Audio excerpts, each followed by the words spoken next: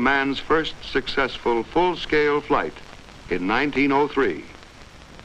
Had the first successful flight been achieved with a rotary wing helicopter, the history of flight might have been different.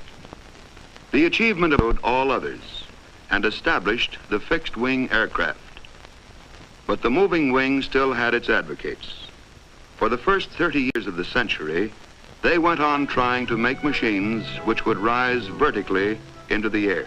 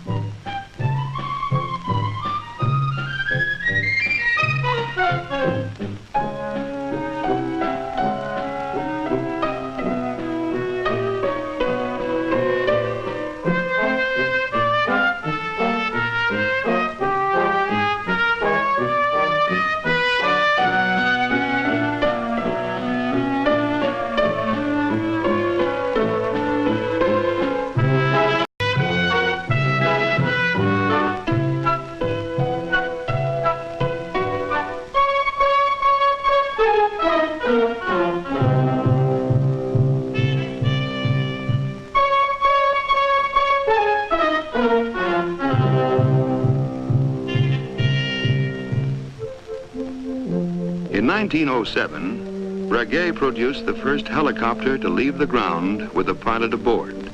The machine was unstable, but it did prove that the rotating wing aircraft was feasible.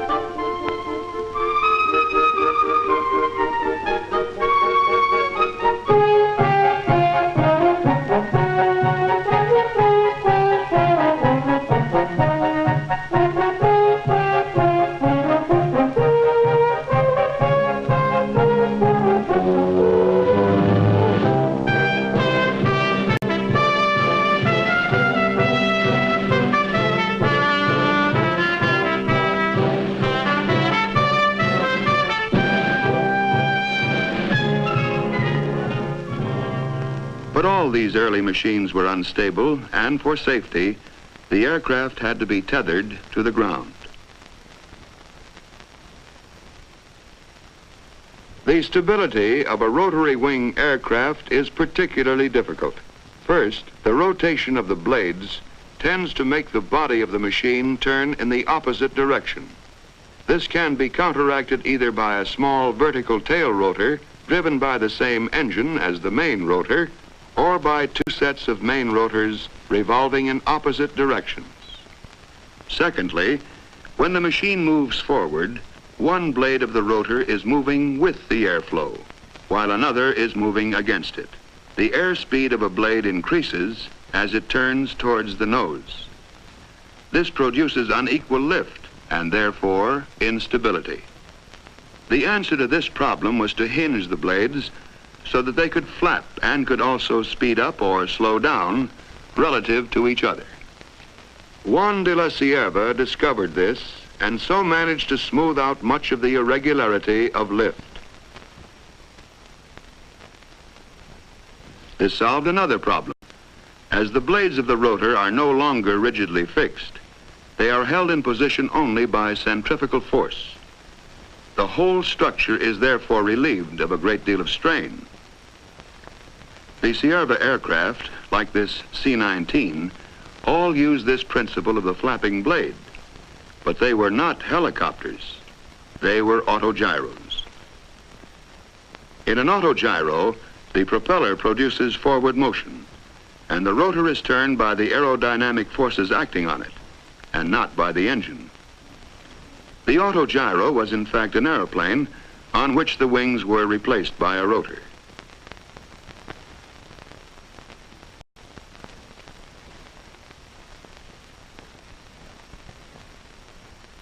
The ordinary autogyro could not take off vertically, although its takeoff run was very short. In later years, vertical takeoff was achieved in the autogyro by coupling the engine to the rotor. This principle could be used only for the takeoff. Meanwhile, work on helicopters went on. In 1930, Florine showed his machine with a new flapping blade to the public at the Brussels exhibition. In the same year, Descanio established the first world helicopter record with a flight of 8 3/4 minutes, covering 1,000 yards at a height of 59 feet. He reached a speed of about 15 miles per hour. 6 years later, in 1936, the pioneer Breguet came to the front with a much improved design in which the problems of control were tackled with considerable success. Records were established with this machine. Duration, 63 minutes. Altitude, 515 feet. Distance, 27½ miles at a speed of 62 miles per hour. Breguet used what is today known as cyclic pitch control. This means that the angle at which a rotor blade meets the air is altered as the blade rotates with the hub. By photographing the blades in slow motion, they can be seen to rise and fall with the influence of the airflow and centrifugal forces. When the aircraft is taking off, the pilot holds the stick roughly central and the lift force is acting vertically.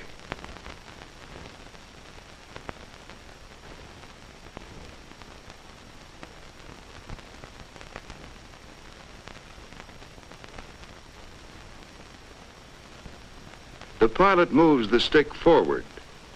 The advancing blade, furthest from the camera, decreases in pitch and flaps downwards.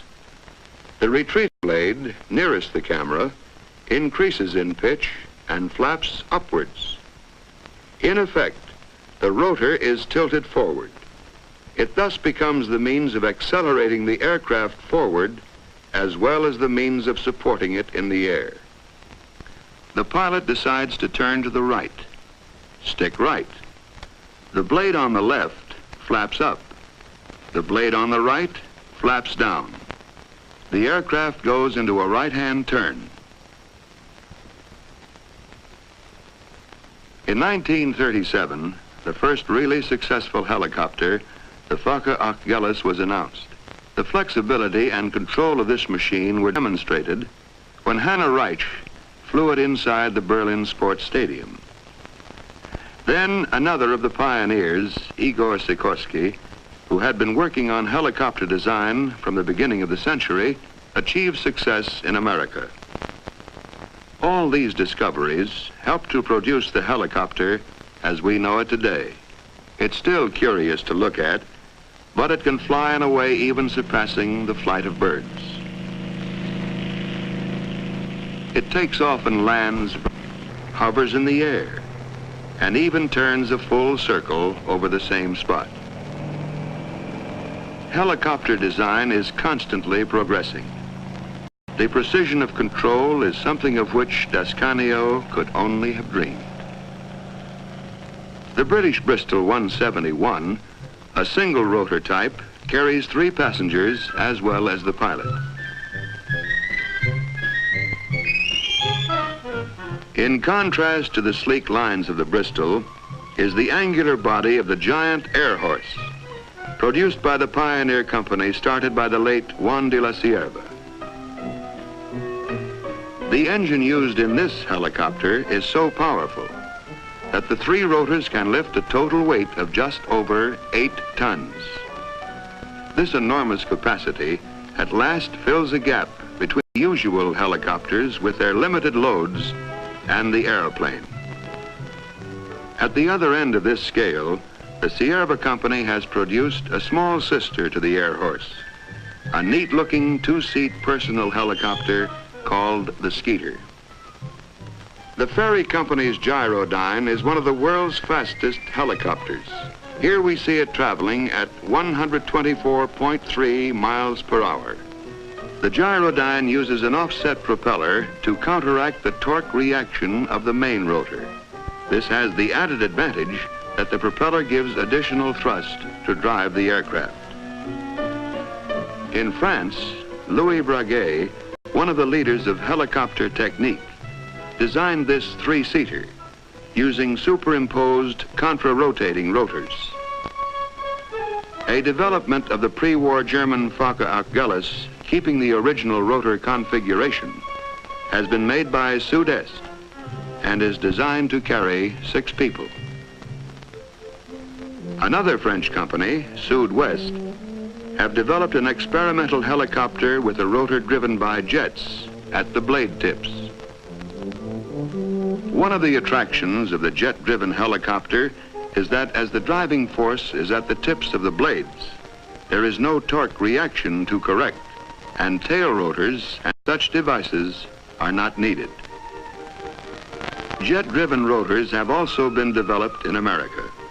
This experimental single-seater, built by the McDonnell Aircraft Corporation, is called Little Henry.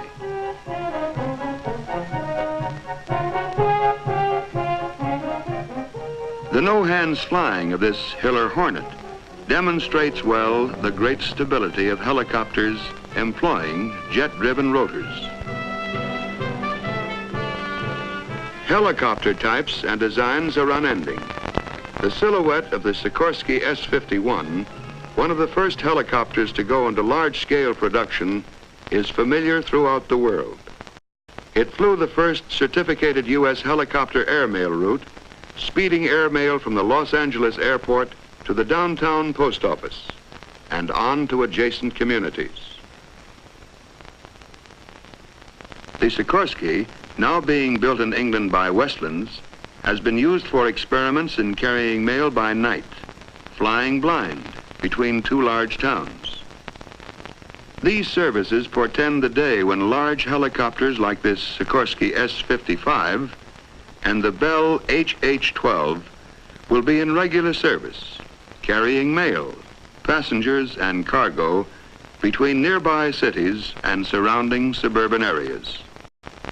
Smaller Bell helicopters are now being used on the land with great success, spraying crops and cattle, dusting orchards where the downwash from the rotors directs insecticide over and under the leaves.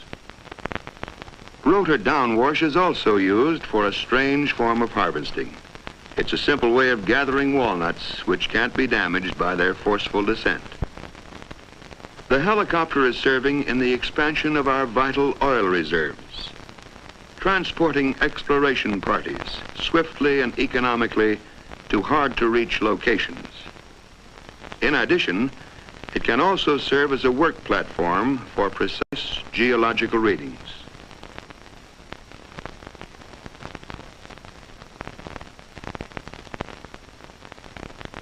A military helicopter, the Piasecki, or Flying Banana, is like something out of a story by Jules Verne or H.G. Wells. The Kaman, a military trainer, employs twin intermeshing rotors. These eliminate the necessity of a tail rotor. For emergency rescue, the helicopter is unrivaled. It can transport the injured to a hospital or the stranded to safety, whether the scene of emergency is battle-torn terrain or the expanse of a storm-swept sea.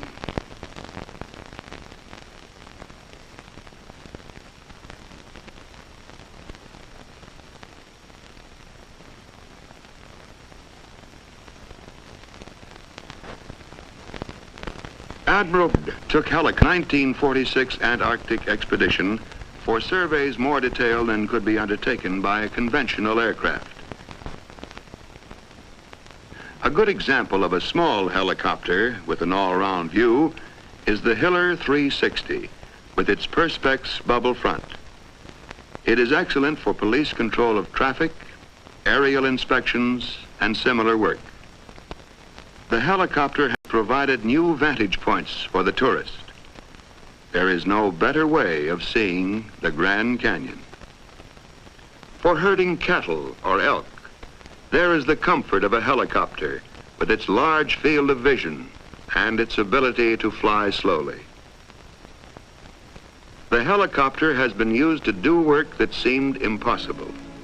Here, it speeds construction materials high up into the Welsh Mountains to repair a dam.